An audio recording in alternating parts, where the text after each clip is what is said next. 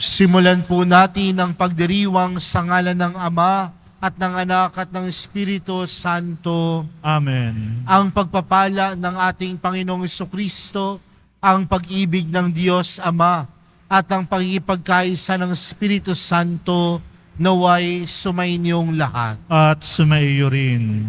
Mga kapatid, sa unang pagbasa maririnig natin ang 10 utos ng Diyos. Sa ating pagtupad nito, nakatatagpo rin natin ang Diyos. Sa ikalawang pagbasa, sinasabi ni San Pablo na si Jesucristo at ang kapangyarihan at karunungan ng Diyos. Si Jesucristo ang kabuuan ng pagbubunyag ng Diyos ng kanyang sarili sa tao. At upang tayo po ay maging karapat-dapat gumanap sa banal na pagdiriwang na ito, alalahanin po natin ang ating mga pagkukulang at nagawang pagkakasala at buong kababaang loob po tayong humiling ng awa at pagpapatawad mula sa Diyos.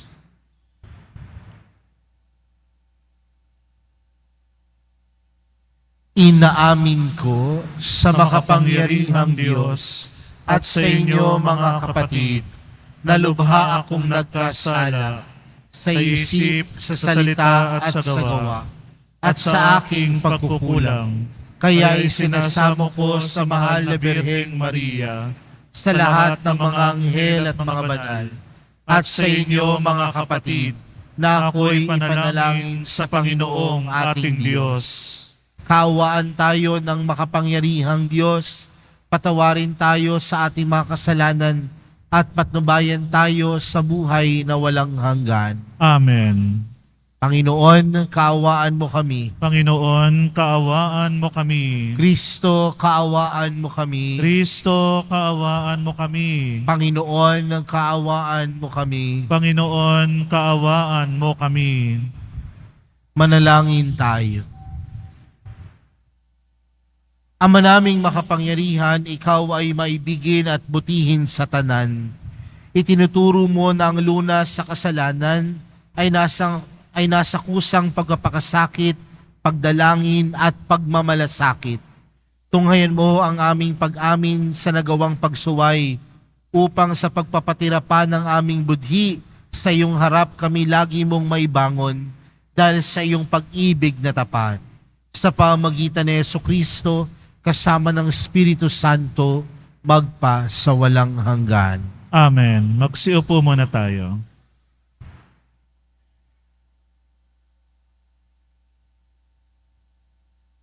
Pagbasa mula sa aklat ng Eksodo. Noong mga araw na iyon, sinabi ng Diyos, "Ako ang Panginoon, ang inyong Diyos na naglabas sa inyo sa Ehipto at humangos sa inyo sa pagkaalipin. Huwag kayong magkakaroon ng ibang Diyos maliban sa akin. Huwag ninyong babanggitin sa walang kabuluhan ang pangalang Panginoon, sapagkat parurusahan ko ang sino mang bumanggit nito ng walang kabuluhan. Italaga ninyo sa akin ang araw ng pamamahinga. Igalang ninyo ang inyong ama't ina. Sa gayoy, mabubuhay kayo ng matagal sa lupaing ibinigay ko sa inyo. Huwag kayong papatay. Huwag kayong mangangalunya. Huwag kayong magnanakaw. Huwag kayong sasaksi sa di katotohanan laban sa inyong kapwa. Huwag ninyong pag-iimbutan ang sambahayan ng inyong kapwa, ang kanyang asawa, mga alila, mga baka, asno, o ang anumang pag-aari niya." Ang salita ng Diyos. Salamat sa Diyos.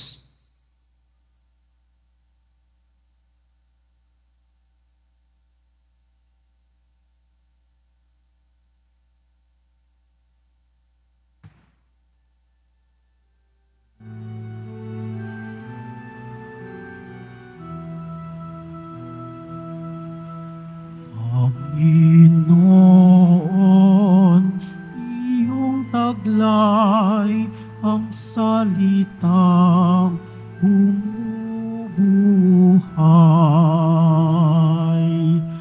Panginoon, iyong taglay ang salitang bumubuhay. Panginoon, iyong taglay ang salitang bumubuhay. Ang batas ng Panginoon ay batas na walang kulang. Ito'y utos na ang dulot sa tao ay bagong buhay. Yaong kanyang mga batas ay mapagtitiwalaan. Nagbibigay ng talino sa lahat ang kaisipan. Panginoon, iyong taglay ang salitang bumubuhay.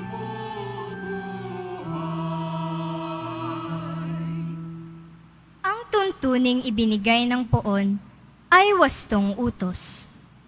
Liligaya ang sino man kapag ito ang sinunod. Ito'y wagas at matuwid pagkat mula ito sa Diyos. Pangunawa ng isipan, yaong bungang idudulot. Panginoon, iyong taglay ang salitang bumubuhay.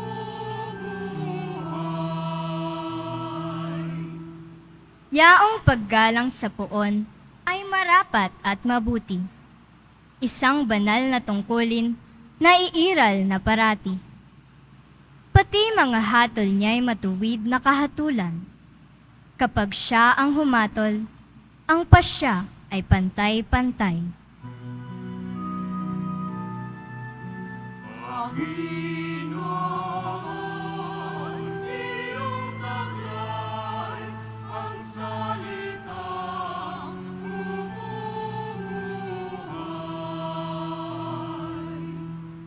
Ito'y higit pa sa ginto na maraming nagnanais.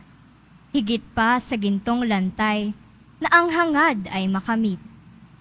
Matamis pa kaysa pulot, sa pulot na sakdal tamis. Kahit anong pulot ito, na dalisay at malinis. Panginoon, iyong taglay ang salitang bumubuhay. Panginoon, iyong taglay ang salitang bumubuhay.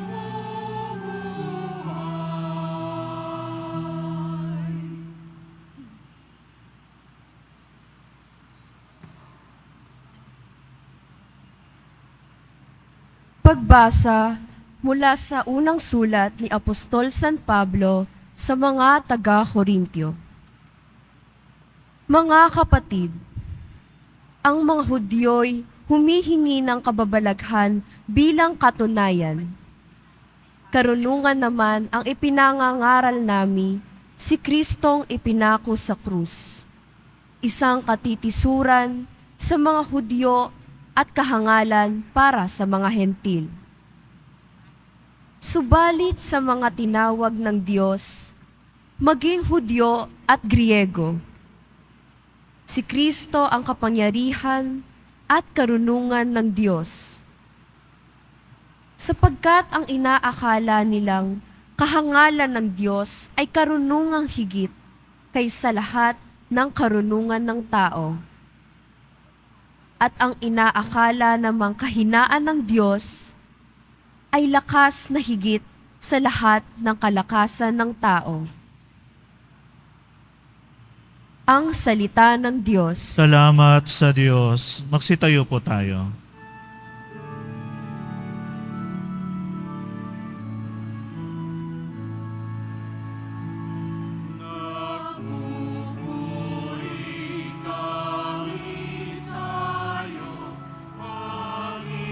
Panginoong Jesu Cristo.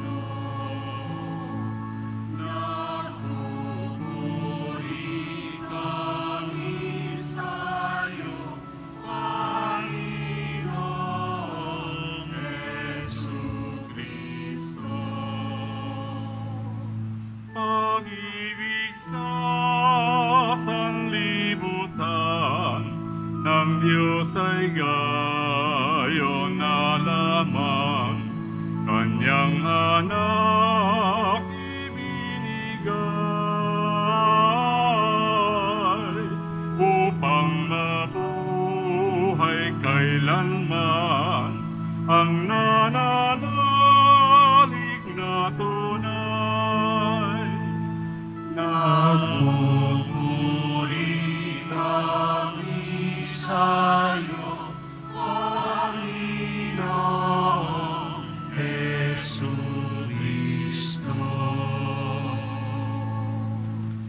Sumainyo ang Panginoon. At sumaiyo rin. Ang mabuting balita ng Panginoon ayon kay San Juan. Papuri sa iyo, Panginoon.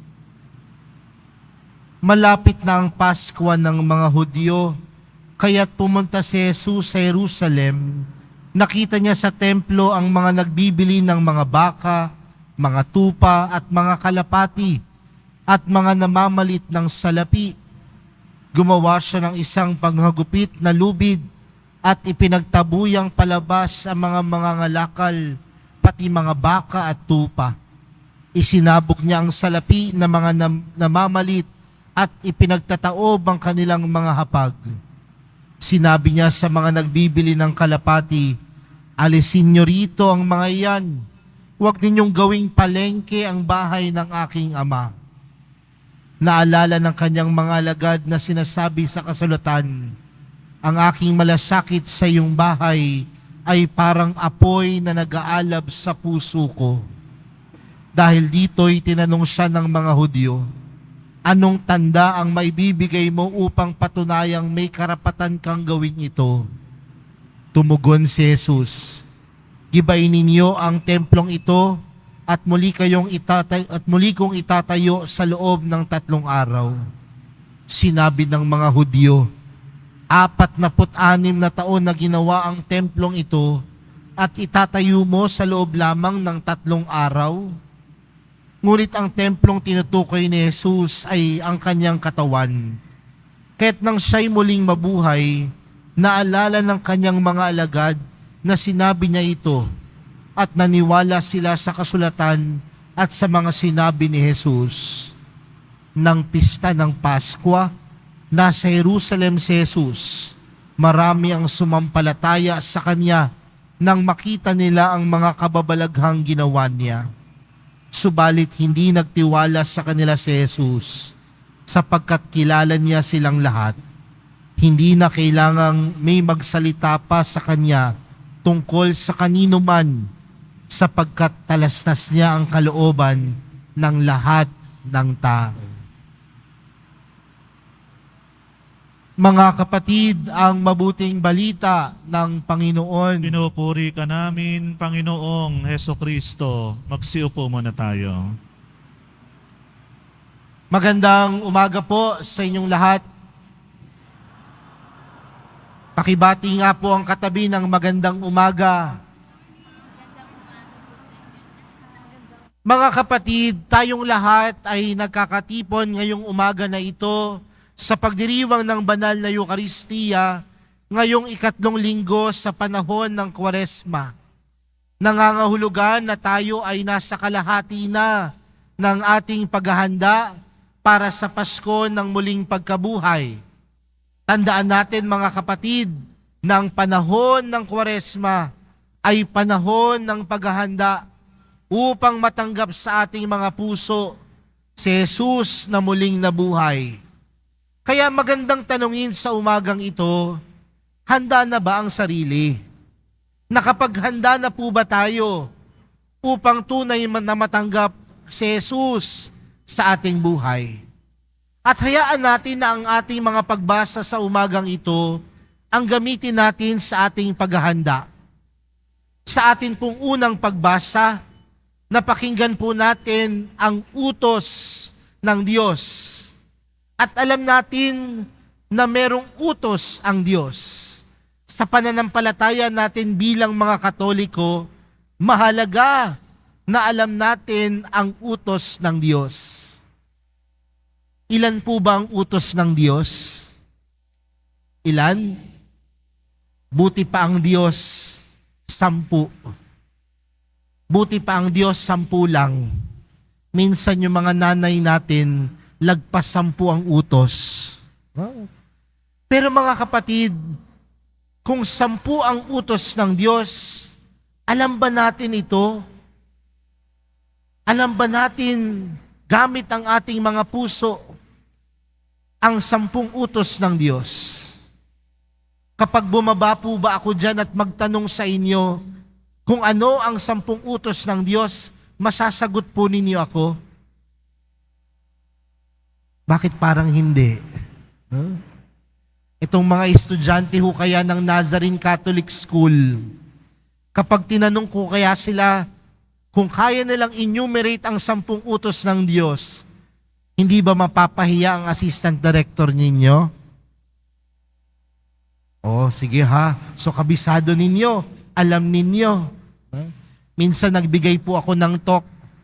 Ang tanong ko po doon sa mga taong nakikinig, ilan po ba ang 10 utos ng Diyos? May sumagot 8. Sinabi na nga, no? Minsan may sumagot pa, Father, kabisado ko po ang 10 utos ng Diyos. Sabi ko nga, i-recite mo. Sagot niya, in order po ba? Dapat po ba sunod-sunod? Marahil dapat. Dahil ganyan ipinagkaloob ng Diyos. Pero mga kapatid, kapag nakikita po natin ang 10 utos ng Diyos, minsan ang tingin po natin sa mga ito, sagabal. Sagabal saan? Sa ating kalayaang kumilos. Kung mapapansin po natin ang 10 utos ng Diyos, tila parang negatibo ang paraan ng pagsasabi sa atin. Huwag kang papatay, huwag kang magnanakaw, huwag kang mangangalunya. Huwag kang magsasabi ng kasinungalingan sa iyong kapwa. Negatibo. Pero tila may positibong ipinagkakalob ito sa atin. At anong hamon sa atin mga kapatid?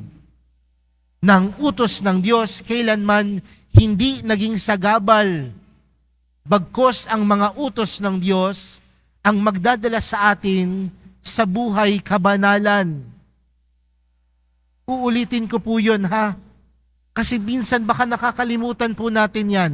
Ang tingin natin sa mga utos ng Diyos, puro bawal, puro negatibo. Pero tandaan natin mga kapatid, ang mga taong sumusunod sa utos ng Diyos, tunay na nagiging banal. When you follow the commandments, it brings you to holiness. Hindi siya deprivation, kundi dadalin ka sa isang buhay na banal. Okay po ba yon? Na hindi tayo pinagbabawalan dahil gusto lang tayo pagbawalan. Bagkus ang mga utos na ito, gabay sa atin upang tayo ay maging banal.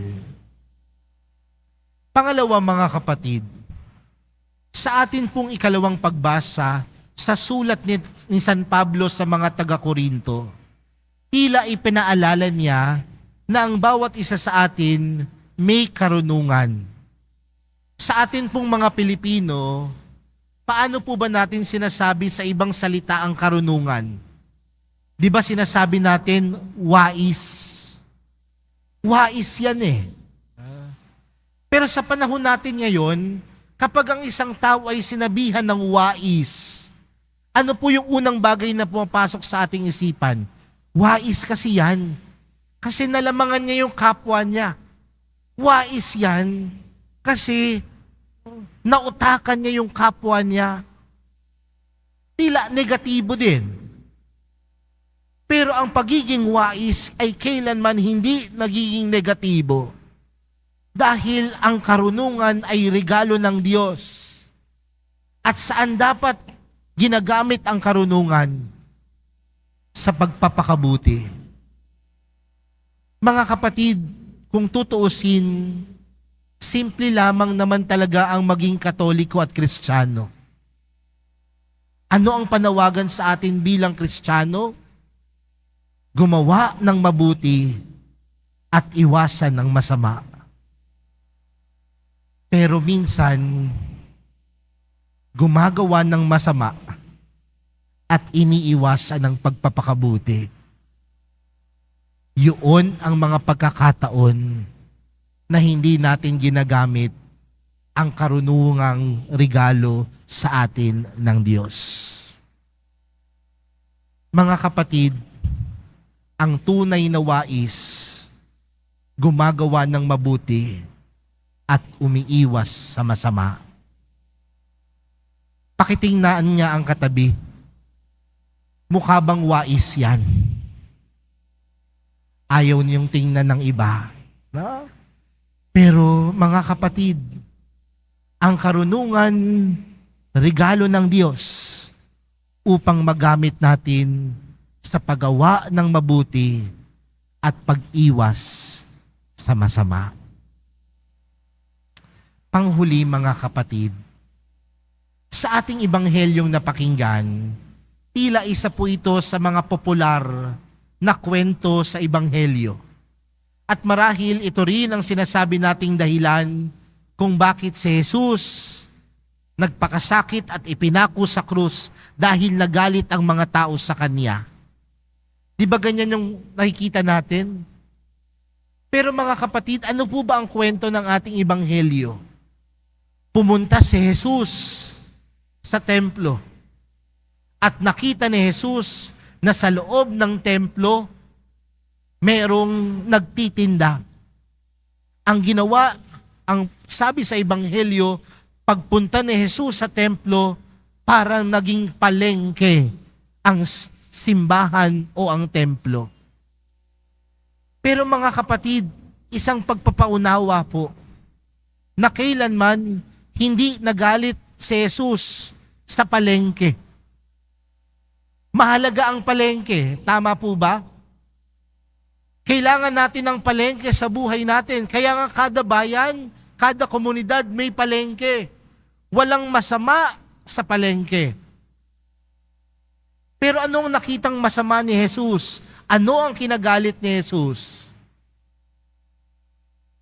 Hindi nila alam ang kanilang lugar. Wala sa lugar. Bakit? Ano ba ang templo? Ang templo ay isang lugar na banal.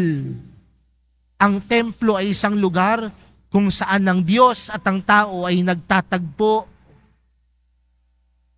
Pero wala sila sa lugar ginagawang pamilihan.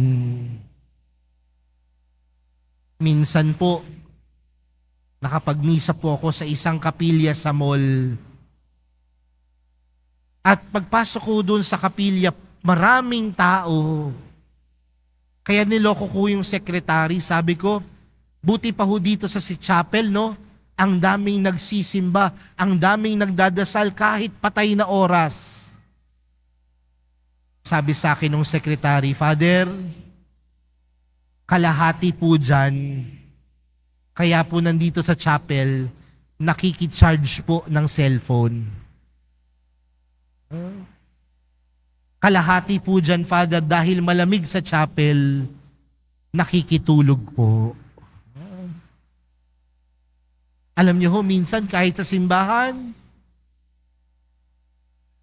kapag naglinis ho ang mga tagalinis ng simbahan, ano po ang nawawalis? Candy wrappers, bottled water. Kasi baka ang akala natin sa lugar na to, hindi simbahan, kundi food court. Wala sa lugar. Yun ang kinagalit ni Jesus. Mga kapatid, bakit nga ba nagalit ang Panginoon?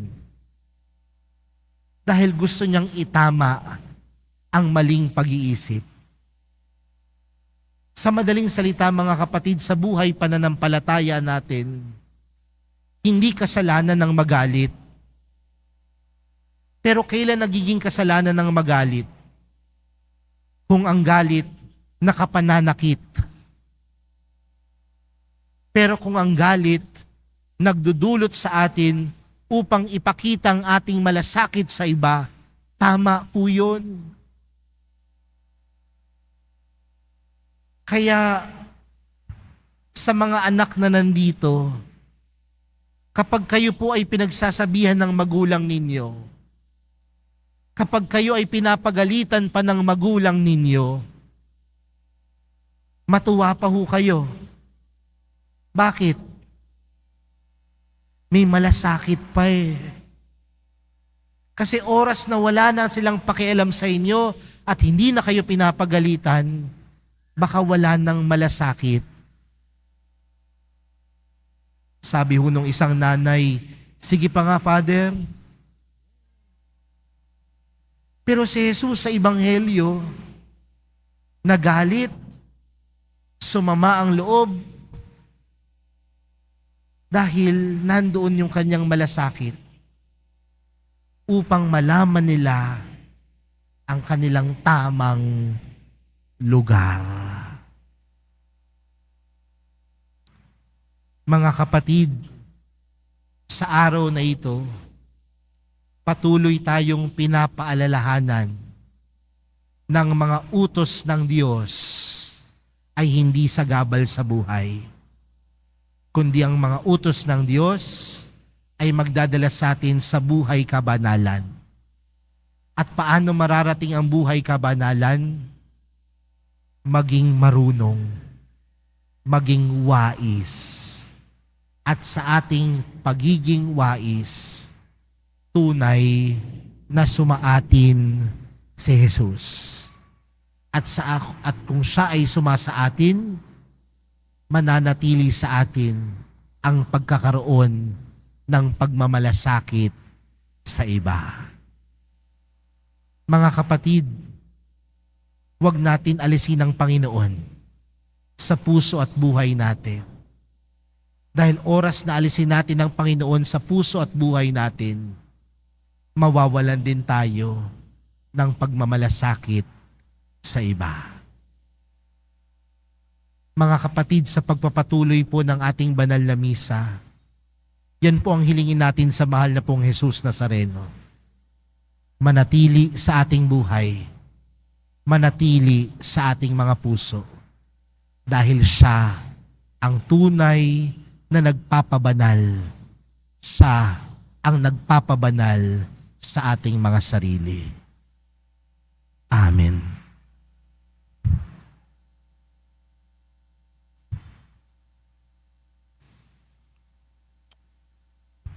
Sitayo po tayo. Sumasampalataya ako sa Diyos amang makapangyarihan sa lahat, na may gawa ng langit at lupa. Sumasampalataya ako kay Jesucristo, iisang anak ng Diyos, Panginoon nating lahat. Nagkatawang tao siya, lalang ng Espiritu Santo, pinanganak ni Santa Maria ang Birhen, pinagpakasakit ni Poncio Pilato, ipinako sa krus, namatay, inilibing, Nanaog sa kinaroroonan ng mga yumao, nang may ikatlong araw na buhay ng maguli, umakyat sa langit, naluklok sa kanan ng Diyos amang makapangyarihan sa lahat. Doon magmumulang paririto at hukom sa nangabubuhay at nangamatay na tao.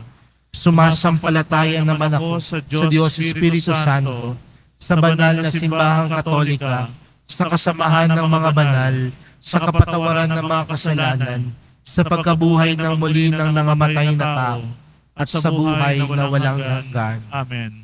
Mga kapatid, manalangin tayo sa dakilang Ama upang makapag-alay tayo sa Kanya ng dalisay na pagsamba. Sa bawat kahilingan ang ating panalangin, Panginoon, dinggin mo ang iyong bayan. Panginoon, dinggin mo ang iyong bayan. Makita nawa namin ang aming mga kapwa bilang bahagi ng katawan ni Kristo, na ang karapatan at kapakanan ay kailangang igalang at ipagtanggol. Manalangin tayo.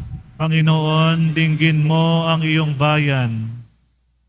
Magtulungan nawa ang mga pinuno ng simbahan at pamahalaan tungo sa pagpapaunlad ng buhay ng bawat mamamayan, lalo na ng mga maliliit sa lipunan. Manalangin tayo. Panginoon, dinggin mo ang iyong bayan. Isapuso nawa namin ang 10 utos ng Diyos, at ang pagtupad namin sa mga ito ay maging tanda nawa ng aming pag-ibig at pananalig sa Kanya. Manalangin tayo. Panginoon, dinggin mo ang iyong bayan. Pahalagahan nawa namin ang aming mga katawan bilang templo ng Espiritu Santo at talikda ng mga gawaing mahalay, marahas, at nakapipinsala sa aming pagkatao at sa aming kapwa. Manalangin tayo. Panginoon, dinggin mo ang iyong bayan. Makatagpo nawa sa Diyos ang mga may kapansanan, ang mga naghihingalo, at ang mga makasalanan ng ginhawa ng kapanatagan ng buhay na walang hanggan. Manalangin tayo. Panginoon, dinggin mo ang iyong bayan. Ama, dalisayin mo ang aming mga puso.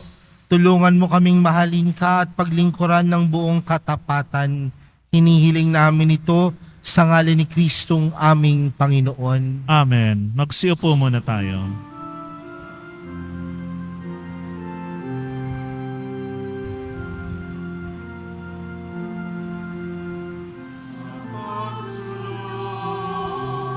Sa utos mo, nalulugod akong labis. Di masukat ang alak ko, pagkat aking ibig sa'yo.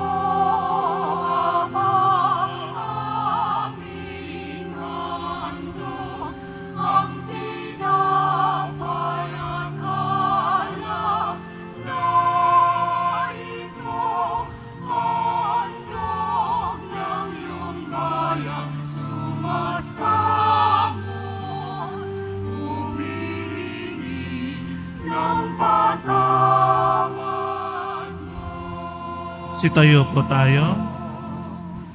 Manalangin po kayo mga kapatid upang ang paghahain natin ay kalugdan ng Diyos amang makapangyarihan. Tanggapin nawa ng Panginoon tong paghahain sa iyong mga kamay, sa kapurihan niya at karangalan sa ating kapakinabangan at sa buong sambayanan niyang banal. Ama naming lumikha, kalugdan mo ang aming paghahain upang ang mga kasalanan naming inihihingi ng kapatawaran sa iyo ay matutuhan din naming ipatawad sa kapwa-tao sa pamamagitan ni Jesucristo kasama ng Espiritu Santo magpasawalang hanggan. Amen. Sumainyo ang Panginoon. At sumaiyo rin. Itaas sa Diyos ang inyong puso at diwa. Tinaas na namin sa Panginoon. Pasalamatan natin ang Panginoong ating Diyos. Marapat na siya ay pasalamatan. Ama naming makapangyarihan, tunay ngang marapat na ikaw ay aming pasalamatan sa pamamagitan ni Jesucristo na aming Panginoon.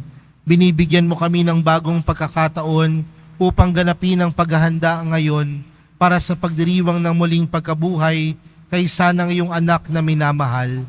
Aming inilalaan ng panahon, talino't yaman para ganapin ang iyong kalooban na ang kapwa-tao ay lubos na damayan sa pagdiriwang namin sa aming pagsilang bilang mga kaanib ng iyong sambayanan. Kami iyong pinagkakamit ng katayuang ganap sa pagtatangkilik. Kaya kaisa ng mga anghel na nagsisiawit ng papuri sa iyo nang walang humpay sa kalangitan, kami nagbubunyi sa iyo.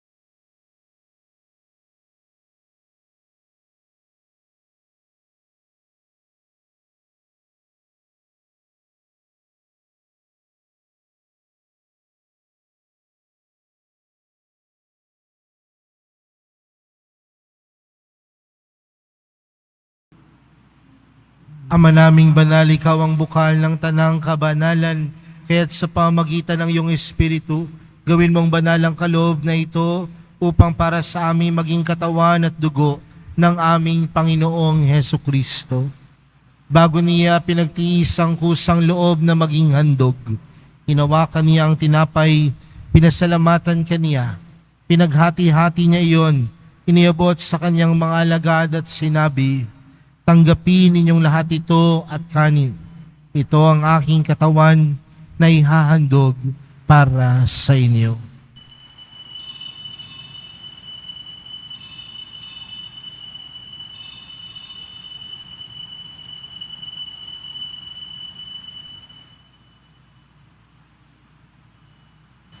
Gayon din naman noong matapos ang hapunan, hinawakan niya ang kalis, muli kaniyang pinasalamatan, iniabot niya ang kalis sa kanyang mga alagad at sinabi, "Tanggapin ninyong lahat ito at inumin.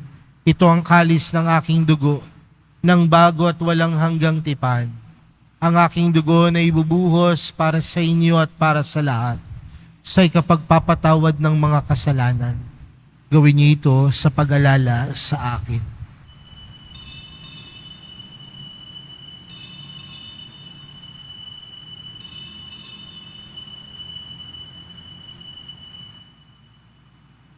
Magsitayo po tayo. Ipagbunyi natin ang misteryo ng pananampalataya. Si Kristo'y namatay, si Kristo'y nabuhay, si Kristo'y babalik sa wakas ng panahon. Ama, ginagawa namin ngayon ang pag-alala sa pagkamatay at muling pagkabuhay ng iyong anak. Kaya't inaalay namin sa iyo ang tinapay na nagbibigay buhay at ang kalis na nagkakaloob ng kaligtasan. Kami nagpapasalamat dahil kami iyong minarapat na tumayo sa harap mo para maglingkod sa iyo. Isinasamo namin kaming magsasalo-salo sa katawan at dugo ni Kristo ay mabuklod sa pagkakaisa sa pamamagitan ng Espiritu Santo. Ama, lingapin mo ang iyong simbahang laganap sa buong daigdig. Puspusin mo kami sa pag-ibig kay San Francisco na aming Papa at ni Jose na aming Obispo at ng Tanang Kaparian. Alalahanin mo rin ang mga kapatid naming nahimlay nang may pag-asang sila'y muling mabubuhay, gayon din ang lahat ng mga pumanaw. Kaawaan mo sila at patuloyin sa iyong kaliwanagan. Kaawaan mo at pagindapatin kaming lahat na makasalo sa iyong buhay na walang wakas. Kaysa ng mahal na Birheng Maria, na ina ng Diyos, ng kabiyak ng puso niyang si San Jose, kaysa ng mga apostol at ng lahat ng mga banal na namuhay dito sa daigdig ng kalugod-lugod sa iyo, may pagdiwang nawa namin ng pagpupuri sa ikararangal mo sa pamagitan ng iyong anak na aming Panginoong Hesukristo. Sa pamagitan ni Kristo, kasama niya at sa Kanya, ang lahat ng parangal at papuri ay sa iyo.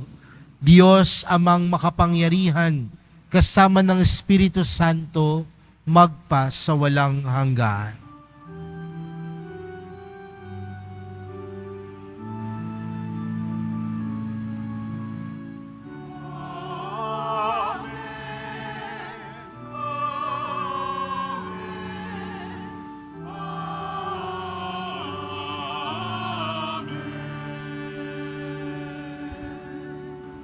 Lumapit po tayo sa Ama natin sa langit sa panalangin itinuro sa atin ni Jesus. Ama namin, Sumasalangit ka, sambahin ang ngalan mo, mapasa amin ang kaharian mo, sundin ang loob mo, dito sa lupa para nang sa langit. Bigyan mo kami ngayon ng aming kakanin sa araw-araw, at patawarin mo kami sa aming mga sala, para ng pagpapatawad namin sa nakakasala sa amin, at huwag mo kaming paintulot sa tukso, at iadya mo kami sa lahat ng masama. hinihiling po namin kami adya sa lahat ng masama, pagkalooban ng kapayapaan araw-araw, iligtas sa kasalanan, at ilayo sa lahat ng kapahamakan, samantalang aming pinananabikan ang dakilang araw ng pagpapahayag ng tagapagligtas naming si Jesucristo. Sapagkat sa iyo ang kaharian at ang kapangyarihan at ang kapurihan magpakailanman. Amen. Panginoong Jesucristo, sinabi mo sa iyong mga apostol, kapayapaan ang iniwan ko sa inyo, ang aking kapayapaan ang ibinibigay ko sa inyo. Tunghayan mo ang aming pananampalataya at huwag ang aming pagkakasala. Pagkalooban mo kami ng kapayapaan at pagkakaisa ayon sa iyong kalooban, kasama ng Espiritu Santo, magpa sa walang hanggan. Amen. Ang kapayapaan ng Panginoon ay laging sumainyo. At sumaiyo rin. Magbigayan po kayo ng kapayapaan sa isa't isa.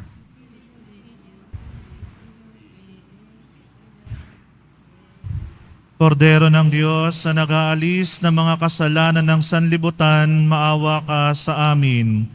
Kordero ng Diyos na nag-aalis ng mga kasalanan ng sanlibutan, maawa ka sa amin. Kordero ng Diyos na nag-aalis ng mga kasalanan ng sanlibutan, ipagkaloob mo sa amin ang kapayapaan. Magsiluhod po tayo.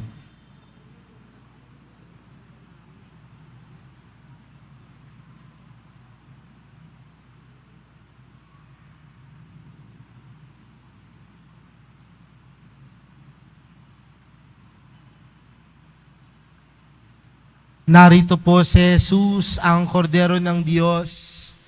Siyang nag-aalis ng kasalanan ng sanlibutan, mapalad ang mga inaanayahan sa kanyang piging. Panginoon, hindi ako karapat-dapat na magpatuloy sa iyo, ngunit sa isang salita mo lamang ay gagaling na ako.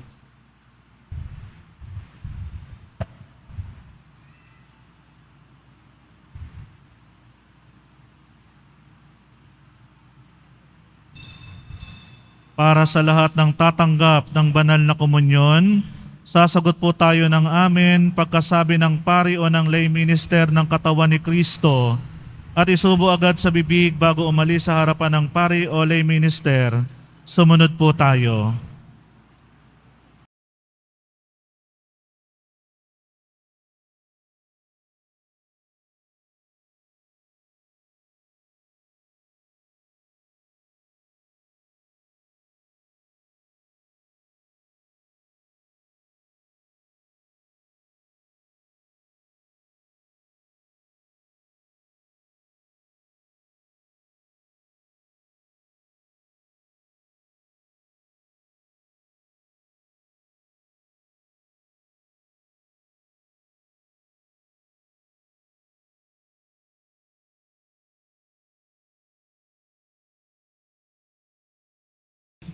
Ama naming mapagmahal, sa pakikinabang namin sa iyong banal na piging, pinagsalusaluhan namin ang bigay mong pagkain. Ang ginaganap namin ngayon sa pagdiriwang ay lubos nawang mangyari sa gawain namin araw-araw sa pamagitan ni Jesucristo kasama ng Espiritu Santo magpa sa walang hanggan. Amen. Sumainyo ang Panginoon. At sumaiyo rin. Mahal na pong Jesus Nazareno, inihayag mo sa pamagitan ng krus ang walang maliw na pag-ibig ng Diyos sa sangkatauhan. Pakinggan mo ang kahilingan ng iyong angkan na nagsusumamos sa iyo.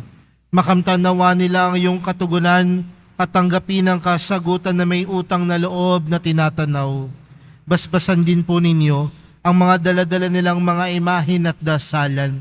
Sa pamagitan ng bendisyon na ito, naway maalala nila ang mga pangako nila noon sa binyag na ikaw ang kanilang ibigin at paglilingkuran bilang Panginoon